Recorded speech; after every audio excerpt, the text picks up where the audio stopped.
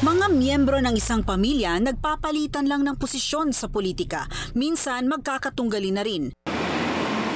Sa Parañaque City, matagal nang nakapwesto ang mga Olivares. Pinangunahan ni Dr. Pablo Olivares na naging alkalde dito mula 1982 hanggang 1985. Sinundan na ito ng kanyang mga anak. Napalitan sila sandali ng pamilya Bernabe. Pero pinutol ni Edwin Olivares ang pamamayagpag ng mga Bernabe nang manalo siyang mayor laban kay Benjo Bernabe noong 2013.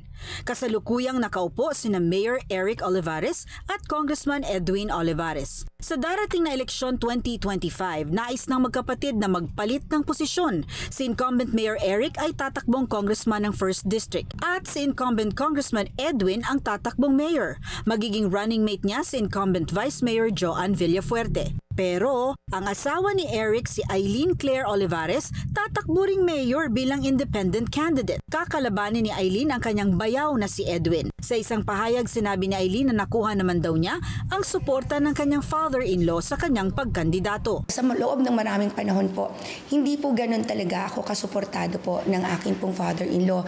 When I heard him say during his birthday, nung hiningan po siya ng birthday wish, at sinabi niya, nagwika po siya, sabi niya, Eileen, sana ikaw ang manalo. Ang laki-laki po talaga ng nagawa po nun sa akin kasi nabigyan po ako noon ng napakataas na kumpiyansa sa sarili ko na after all these years na lahat ng pinagdadanasan ko sa pamilya nila, ay nakita ko po na meron palang pagkakataon na magkakaroon po pala ng gano'n na pagsuporta na manggagaling pa po saan ama po nila. Hindi po kasi ako kasama dun sa tinatawag na kamag-anak. We respect yung kanyang pagpa-file.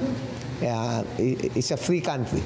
Dagdag pa rito ang kapatid na babae na Edwin at Eric na si Shannon Olivares ay sumusuporta sa pagtakbo ni Benjo Bernabe bilang Vice Mayor. Kumakandidato din si Shannon bilang councilor. Samantala, ang dating aktres na si Abby Viduya o Priscilla Almeda ay tatakbong konsihal ng Parañaque. Kapalit na asawa niyang si Jo Marie Eliana na nakatatlong termino na.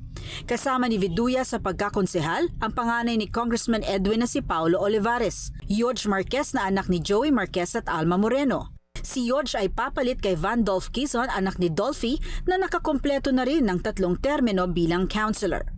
Ang Parañaque ay may 689,992 na populasyon base sa 2020 census. Meron naman silang 328,944 na registered voters at kumita ang lungsod noong 2023 ng 7.9 billion pesos. Para sa agenda, Pierre Pastor, BNC.